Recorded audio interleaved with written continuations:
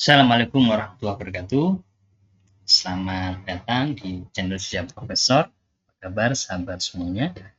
Semoga semuanya sehat ya dan dimudahkan semua urusannya.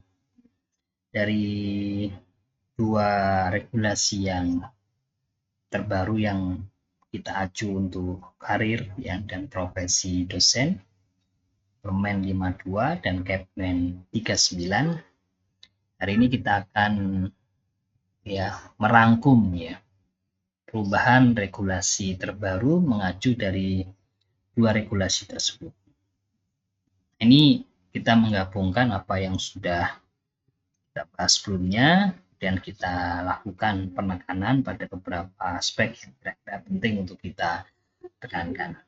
Baik, sahabat CP Channel ya.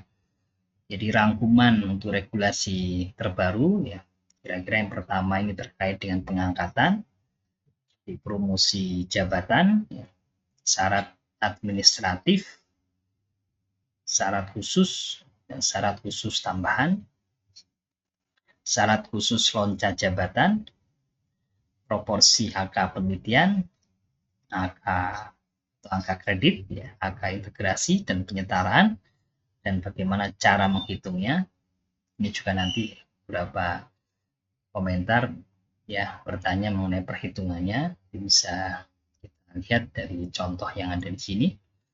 Angka prestasi dan angka konversi, dan mulai tahun 2023 ini berlaku ya batasan maksimal per tahun baik untuk angka prestasi maupun angka konversi. Mekanisme yang passing dihapus ya sehingga dilakukan penyetaraan tunjangan profesi bagi dosen non ASN. Dan bagaimana masa transisi ini ya karena sekarang kita masih menggunakan ya tidak penuh semuanya ya, tapi untuk yang tahun 2002 kita masih menggunakan DUPA bagian dosen non ASN bagi dosen, sehingga muncul angka penyetaraan bagi dosen ASN, ada angka integrasi. Nah, kemudian juga ringkasan perubahan penting lainnya yang terkait dengan syarat khusus dan syarat khusus tambahan. Baik, Bapak Ibu sekalian, yang pertama tentu dalam pengangkatan dosen ya dalam jabatan akademik, kalau kita lihat koefisien ya angka kredit tahunan ya, jadi asisten ahli itu 12,5, kemudian lektor 25 ya, karena ini pengangkatan pertama ke AA ya, dibutuhkan 12,5, pengangkatan pertama ke lektor ya, butuhkan angka 25 ya, minimal persentase untuk bisa naik atau bisa diangkat ke AA atau bisa diangkat ke lektor bagi yang ijazah S3 ya minimal predikat kinerjanya baik. Jadi koefisien per tahunnya 12,5 dan 25 persentasenya 100%. Nah, ini selama 1 tahun nanti dihitung berdasarkan proporsional kinerja bulan berjalan. Nah, ini cukup tidak ada baik di Permen 52 maupun di Kepmen 39 tidak ada syarat khusus seperti yang ada di Kepmen 63. Ya, seperti yang ada dalam Kepmen 63 tahun 2025 di mana mensyaratkan publikasi di Jurnal Nasional Akreditasi. Nah, ini yang pengangkatan dosen. Kemudian untuk peta jalan promosi, jadi rekan-rekan semuanya, kita harus paham ya, lektor itu proporsi angka penelitiannya 35%, lektor kepala 40%, profesor 45%. Jadi ini sebetulnya sudah kita pahami ya menurut regulasi yang lama. Tapi di sini ditekankan kembali. Karena dalam regulasi yang lama itu ada, Bapak Ibu mungkin masih ingat ketika pengajaran ya ada proporsi minimal ya pengajaran dan juga minimal pengabdian masyarakat. Kalau pengabdian masyarakat itu maksimal 10%, penunjang maksimal 10%. Nah, nanti pengajaran dan penelitiannya itu ya akan berubah ya sesuai dengan kenaikan jabatan yang dituju. Semakin tinggi jabatan akademik yang dituju, maka prosentase pengajarannya lebih kecil ya. Sebaliknya prosentase atau proporsi penelitiannya menjadi semakin besar. Nah, di sini untuk yang pengajaran, ya pengabdian masyarakat, dan juga penunjang, ya tidak diperlukan syarat-syarat terkait dengan proporsi, tetapi ya menggunakan dasar nanti diakumulasikan ke dalam angka konversi. Nah, angka konversi tadi ya tergantung pada batasan angka konversi per tahun yang sesuai dengan jenjang jabatan akademik. Nah, di sini kalau kita ingin memahami peta jalan promosi di regulasi yang terbaru itu, jadi selain proporsi angka penelitian, ya itu juga syarat khusus publikasi. Jadi untuk yang lektor kepala 1 publikasi, profesor ada minimal 2 publikasi. Sertifikat pendidik ya yang diwajibkan hanya untuk pengajuan ke profesor ya, dan khusus untuk profesor ya pendidikan minimal doktor dan juga pengalaman kerja minimal 10 tahun ya, sebagai dosen tetap. Nah, di sini juga harus lulus uji kompetensi. Nah, promosi, mekanisme promosi di sini ada promosi reguler ya. Jadi naik satu tahap, naik satu jenjang ya, sesuai dengan kebutuhan formasi dosen. Dan bagi PNS masih harus memenuhi ketentuan ya pangkat atau golongan sesuai dengan regulasi. Jadi kalau untuk mau mengajukan ke profesor ya atau guru besar minimal 4A. Kemudian untuk loncat jabatan ya di sini dimunculkan kembali ya Bapak Ibu sekalian, setelah sebelumnya tidak ada regulasi mengenai loncat jabatan ya sekarang diberikan ya kesempatan bagi dosen dengan pencapaian yang luar biasa. Nanti ada juga syarat khusus dan juga syarat khusus tambahan. Nah, kemudian promosi penyesuaian ya apabila ada yang sudah memiliki jabatan akademik ya bagi ya sebelum menjadi CPNS ya, maka itu nanti akan dilakukan penyesuaian. Kalau kita lihat ya dari regulasi, kalau ini mengacunya di ini Kepmen juga ada ya. Jadi ini setiap jenjang itu butuh waktu 2 tahun ya. Jadi BKD-nya memenuhi ya selama 4 semester. Ini tetap syarat yang lama masih tetap diacu ya. Jadi 4 semester berturut-turut. Jadi Bapak Ibu sekalian harus betul-betul dipenuhi ya. Ya, kinerja BKD-nya selama 4 semester ya setelah memiliki jabatan akademik yang baru, pas semester berikutnya harus memenuhi terus agar nanti bisa mengajukan ke jabatan akademik yang lebih tinggi. Dan predikat kinerjanya juga minimal baik, ini selama 2 tahun ya, selama 2 tahun minimal baik ya.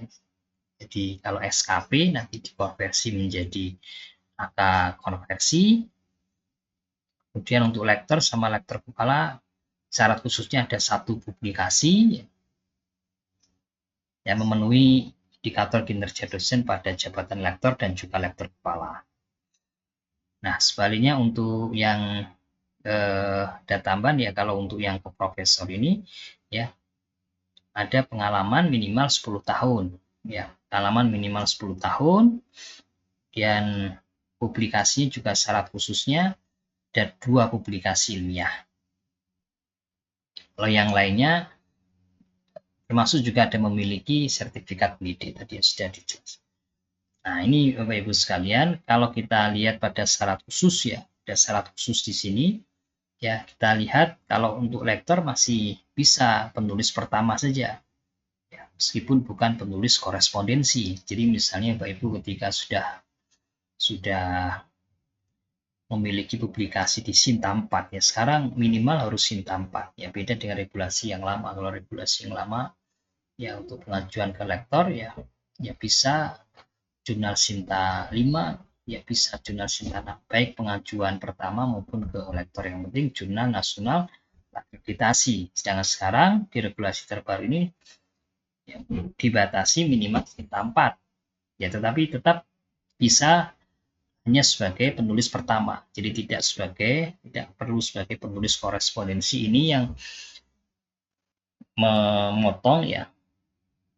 memotong perbedaan pendapat yang sebelumnya muncul ya, karena di penjelasan sebelumnya itu penulis pertama, kemudian di situ ada perbedaan pandangan, ada yang penulis pertama dan juga yang penulis pertama juga sekaligus penulis korespondensi. Nah, di sini Bapak Ibu sekalian yang memiliki publikasi di atas Sinta 4 ya, misalnya Sinta 3 atau Sinta 2 ya akan lebih bagus. Dan juga dalam semua syarat yang ada di sini, baik ke lektor kepala maupun profesor, itu ditegaskan bahwa artikel tersebut ya, ketika artikel tersebut diterbitkan dan juga ketika artikel tersebut dinilai ya, jadi tetap sama statusnya. Jadi misalnya Sinta 4 ketika diterbitkan berarti ketika dinilai juga Sinta 4. Demikian juga yang misalnya lektor kepala Sinta 2, saat artikel diterbitkan Sinta 2 maka juga saat dinilai juga mendapat predikat Sinta 2. Tapi untuk minimal yang lektor kepala dan juga profesor, di sini penulis pertama sekaligus korespondensi. Tapi ada tambahan ya untuk syarat khusus yang kedua ya Bapak Ibu sekalian. Bagi yang profesor itu ada pilihan, bisa penulis pertama atau sebagai penulis korespondensi. Nah, di sini ya diharapkan Bapak Ibu sekalian bisa memanfaatkan ya syarat khusus yang kedua. Jadi kalau misalnya Bapak Ibu sekalian berkolaborasi ya, dua-duanya ingin mengajukan ya sebagai atau ingin mengajukan jabatan ke profesor, yang satu misalnya bisa sebagai penulis pertama, yang satu misalkan bisa sebagai penulis korespondensi. Nah, di sini juga tidak dibatasi ya, jumlah penulis korespondensinya. Dia bisa dalam satu artikel itu ya bisa penulis korespondensinya bisa lebih dari satu. Dan memang diakomodir ya di dalam OJS ya, online journal system itu dia dimungkinkan kita memasukkan ya lebih dari satu untuk koresponden author, untuk penulis koresponden.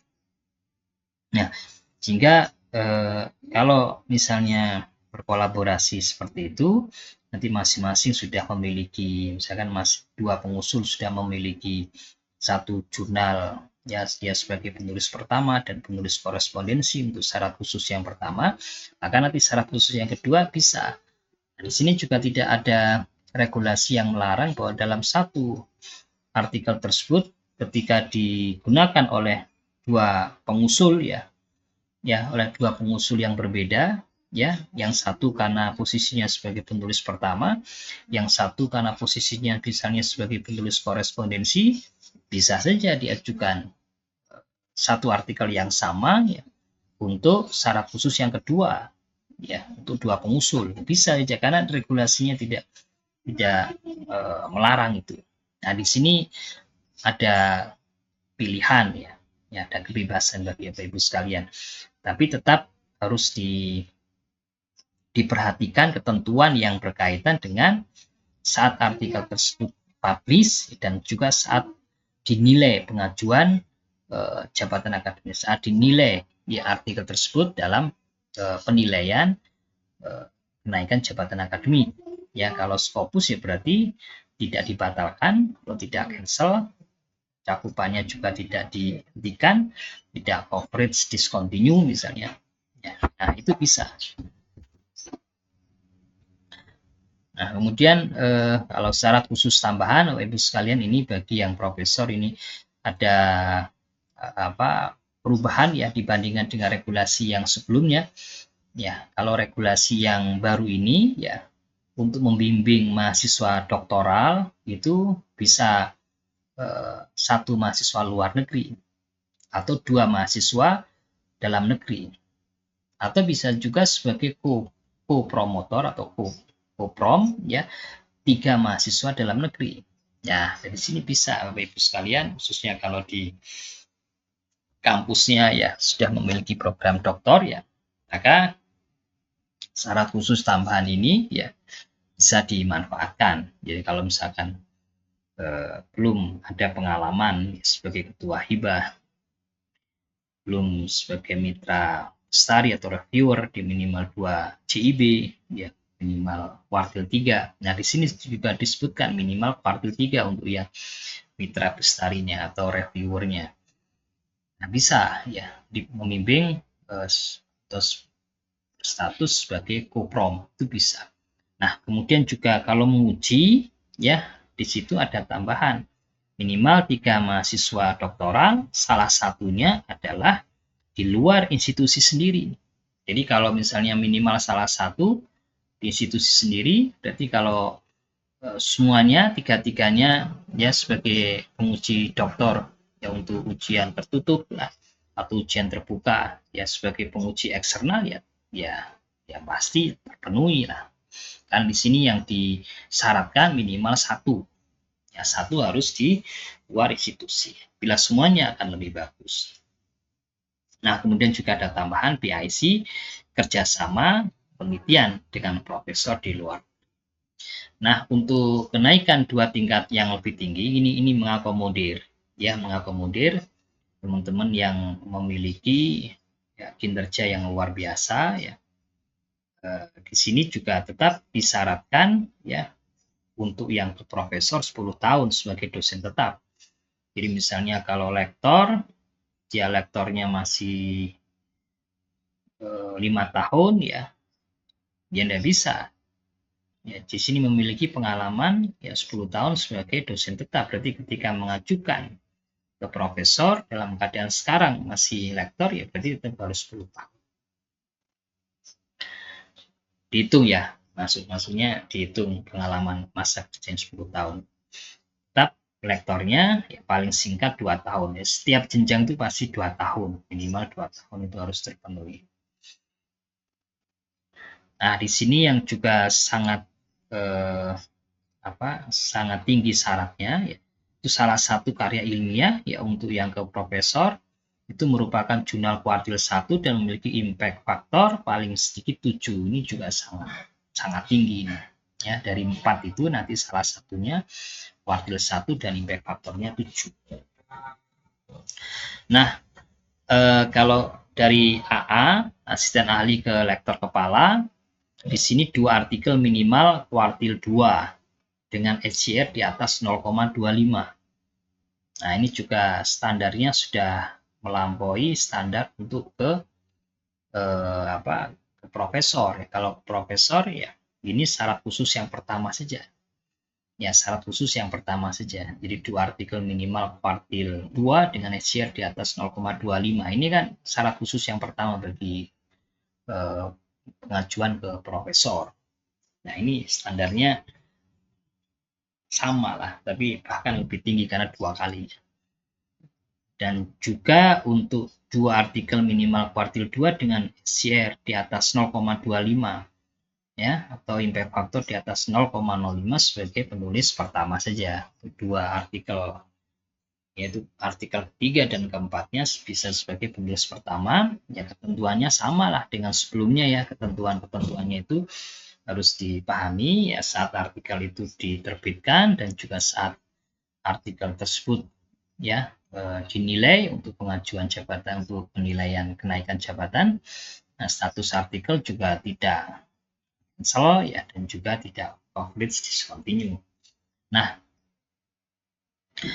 ini syarat khusus profesor ya, syarat khusus profesor ini yang tadi ya minimal salah satu jurnalnya kuartil 1 ya, karena ada 2 artikel yang kuartil 1, minimal salah satu yang kuartil 1-nya tadi impact faktornya minimal 7 sebagai penulis pertama dan juga sekaligus korespondensi. Nah, Bapak Ibu sekalian, regulasi yang terbaru khususnya di Kepmen itu ya, jadi ada sekarang istilah proporsi angka penelitian. Nah, nanti Bapak Ibu yang sudah masuk ke sister ya, di sister itu nanti bisa ya dilihat ya berapa proporsi angka penelitian yang nanti bisa memenuhi atau tidak ya. Jadi komponen proporsi ini nanti dihitung sejak 6 bulan ya, sebelum TMT jabatan akademik terakhir. Jadi nanti dari sister itu jadi nanti akan running ya. Jadi akan memasukkan ya, beberapa publikasi yang dilakukan atau publikasi yang dihasilkan oleh pengusul itu 6 bulan sebelum TMT. Nanti ada periodenya. Dan syaratnya belum digunakan untuk kenaikan jabatan. Kalau yang 6 bulan sebelum TMT itu tidak bisa dijadikan sebagai syarat khusus. Ini tadi proporsi angka penelitian ya yang harus kita pahami.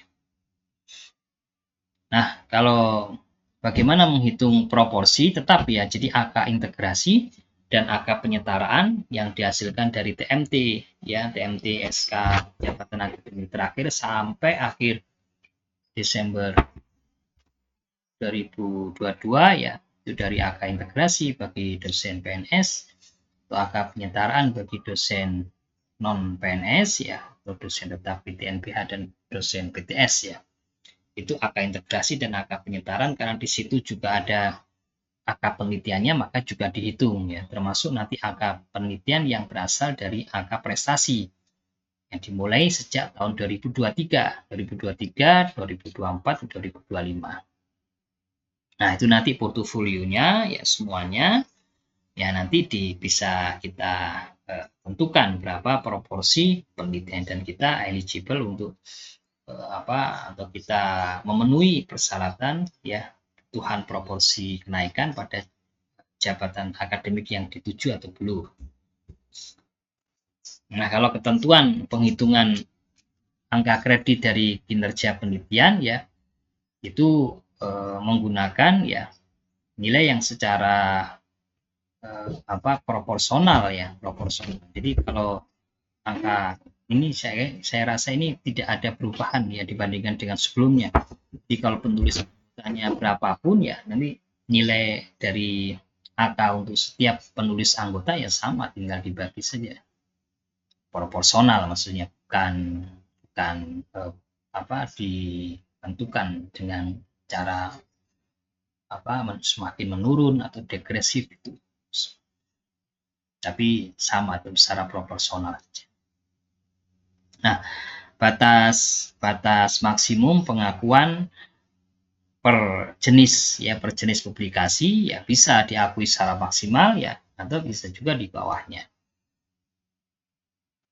Nah, itu ya yang penting di sini ada ada angka maksimal, nanti bisa dirujuk ya di tabel 2 ya di Juknis itu di Kepmen 39 ya, dan cara perhitungannya ya ini nanti juga menjadi pengingat kembali aja ya, notifikasi aja bagi teman-teman asesor ya, dimulai nanti ketika melakukan penilaian terhadap BKD teman-teman asesi itu ya, jadi harus dilihat ya, harus diperhitungkan kembali status dari pengusulnya ya, jadi status dari dosennya. Kalau dia sebagai penulis tunggal ya tidak masalah 100%, tapi kalau sebagai penulis pertama dan sekaligus korespondensi maka nilainya hanya 60%. Dia sebagai penulis pertama saja tidak korespondensi. Kalau ada penulis lebih dari 2 ya berarti 40%, penulis korespondensinya juga sama 40%. Ya, kemudian kalau ada penulis anggotanya lebih dari 1 tinggal dibagi aja dengan jumlah penulis anggota. Nah, itu nanti akan dihasilkan ya nilai dari SKS. Kalau dari 2023 sampai dengan 2025 ya, 2023, 2024 dan 2025 berarti nanti perhitungannya mengacu pada perhitungan SKS dikalikan 4. Nah, untuk angka kumulatifnya, jadi angka kumulatifnya semuanya ya di sebelum tahun 2022 sebelum atau sampai dengan tahun 2000, ini sebetulnya tahun 2022 ya, jadi angka penyetaraan sampai dengan tahun 2022 tambah dengan angka konversi kalau untuk yang dosen PTS atau dosen tetap PTNPH ditambah angka konversi, angka formal, dan angka prestasi. Nah, kemudian setelah tahun 2022 ya berarti mulai 2023 ya. Jadi mulai 2023 ini hanya ada angka konversi, angka pendidikan formal, dan angka prestasi. Nah.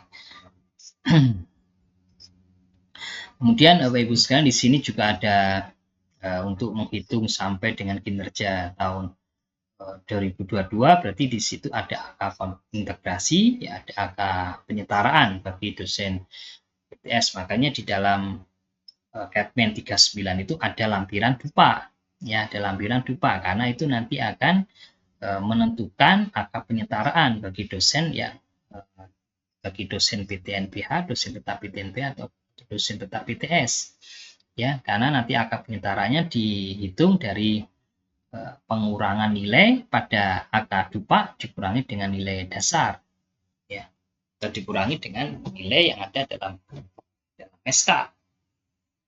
Nilai dasar ya, nilai dasar. Kalau nilai dasarnya sama dengan angka angka dari CAD-nya, ya berarti tinggal dikurangi aja. Kalau misalnya CAD-nya menggunakan misalnya masih seperti lektor kepala itu 550, berarti nanti menggunakan nilai dasar 400. Sehingga nanti yang muncul di angka penyetaraannya itu dikurangi dengan nilai dasar. Ya, diaju karena di sebelum tahun 2022 itu ya nilai atau angka kredit dari lektor bisa 200, 300, angka kredit lektor kepala bisa 400, 550, dan 700 itu. Nah, kemudian kalau di sini ada yang tidak setara ya antara jabatan dengan pangkat ya. Kalau jabatan AA ya golongannya 3B, nilai dasarnya 150, lektor 3C, nilai dasarnya 200, lektor kepala 4A, nilai dasarnya 400, profesor 4D, nilai dasarnya 850. Jadi kalau ada jabatan lektor kepala, tapi masih belum 4A, ini masih 3D, ya, karena masih menggunakan angka dasar 200, karena di regulasi yang tahun 2024 ya 2024-2025 itu angka dasarnya 200. Nah, kemudian juga harus dilakukan penyesuaian pada formulir akumulasi angka kredit setelah dosen naik ya, dengan angka dasar 400. Nah, ini contohnya saja kan, kalau misalnya seseorang atau dosen PNS dengan jabatan lektor kepala 550 ya, TMT-nya 1 November 2022 ya, maka pada tahun 2023 memperoleh angka integrasi 350. Kondisi pangkat dan jenjang yang tidak setara, maka pada tahun 2024 dosen tersebut naik pangkat ke 4A. Maka perhitungan angka konversinya ya berarti lektor kepala yang sudah diperoleh ya angkanya 550 dikurangi dengan nilai dasar. Yang nilai dasar jabatan lektor kepala kan 400. Jadi 150. Yang mendapatkan angka integrasinya 150. Nah, nanti 150 ya bisa bisa dijadikan sebagai tambahan untuk ya angka kumulatif yang berasal dari angka integrasi. Bisa digunakan untuk dimasukkan ke angka kumulatif. Sama ya untuk yang dosen PTNPH atau dosen PTS juga sama, misalnya nanti ini angka 150 itu nanti menjadi angka penyetaraan. Nah, ini jadi ada angka konversi ya. Jadi angka konversi ini dari kinerja pengajaran, kinerja pengabdian masyarakat, dan penunjang ya. Nanti itu dikalikan dengan koefisien ya, koefisien per tahun ya. Jadi kalau untuk AA 12,5 lektor 25 ya, lektor kepala 37,5, profesor 50 itu kalau untuk predikatnya baik. Jadi yang persentasenya 100%. Nah, itu harus diperhatikan ya untuk batasan angka konversi dan angka prestasi setiap tahun karena batasannya dimulai di tahun 2023.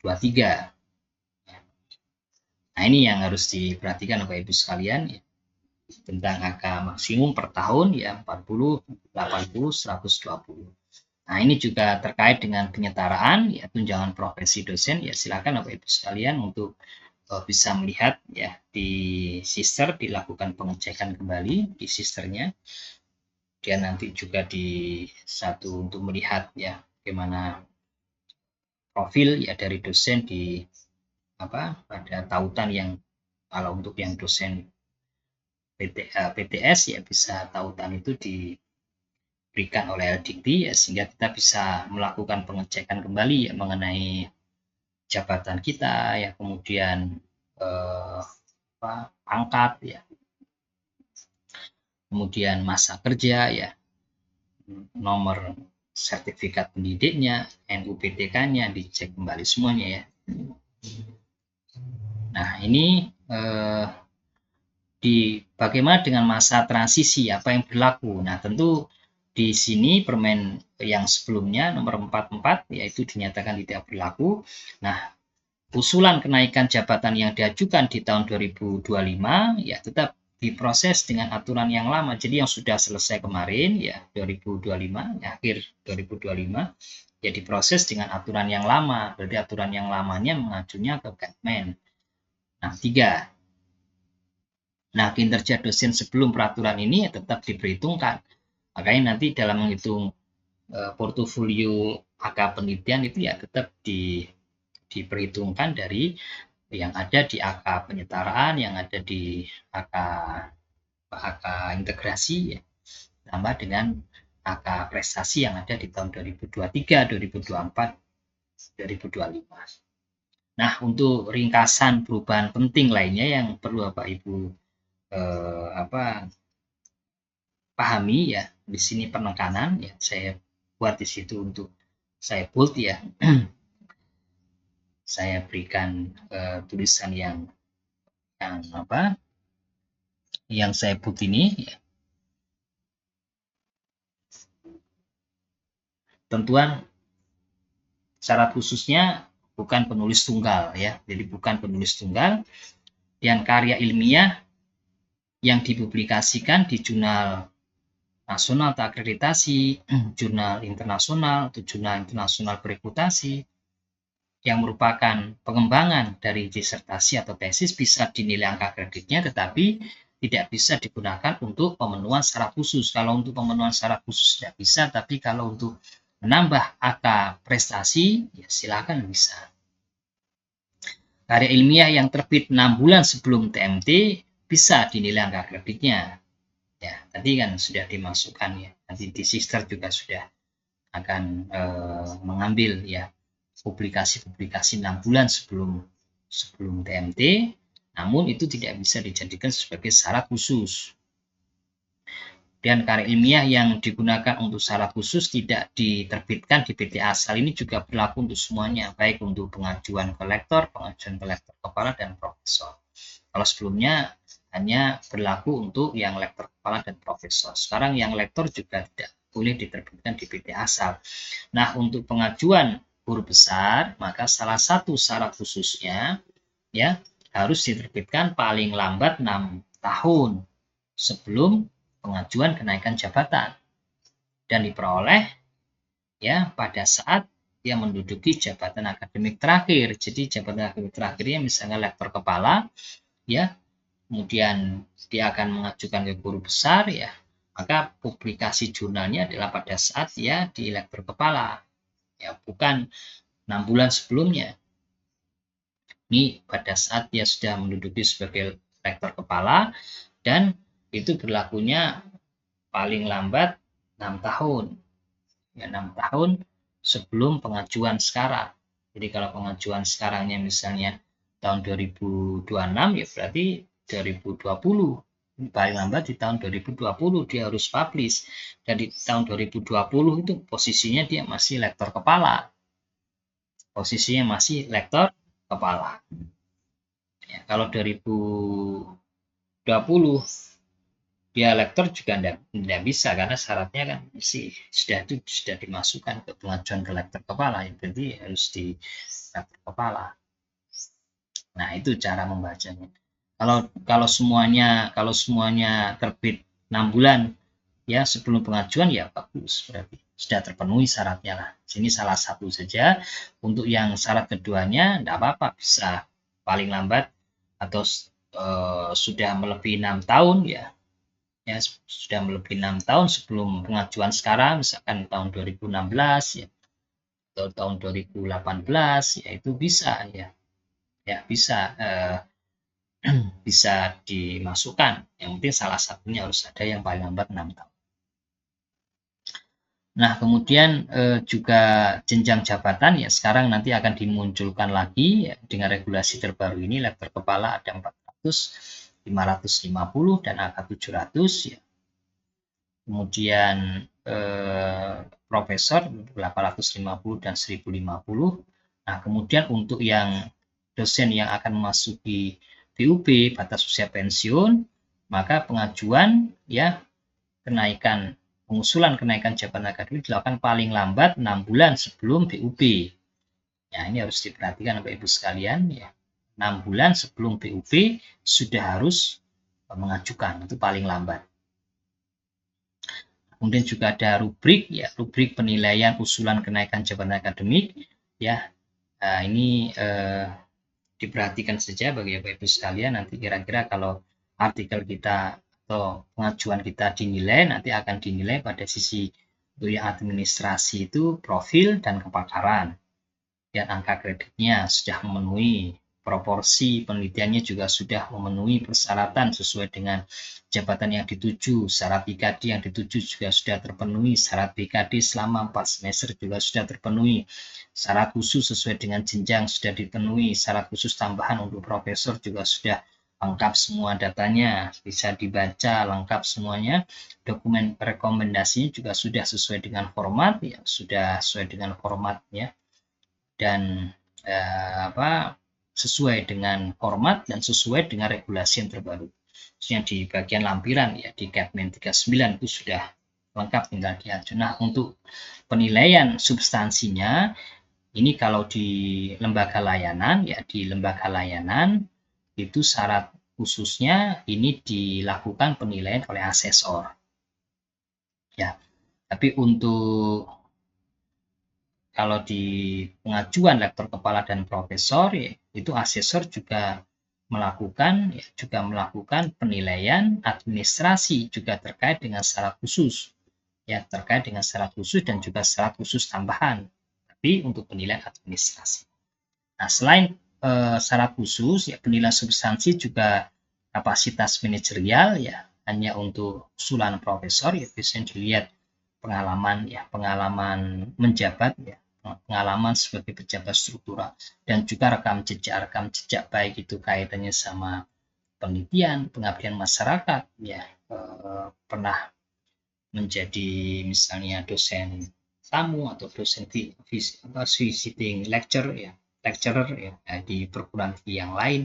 Nah, itu bisa dijadikan semuanya atau narasumber ya seminar internasional, seminar nasional, terus workshop yang berskala nasional, dan seterusnya itu semuanya bisa dilihat nanti. Nah, itu Bapak Ibu sekalian yang berkaitan dengan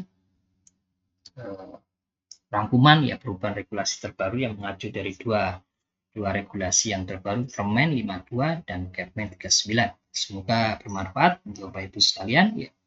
Terus ikuti channel Jejak Profesor bersama menuju ilmuwan berkarya. Saya akhiri. Assalamualaikum warahmatullahi wabarakatuh.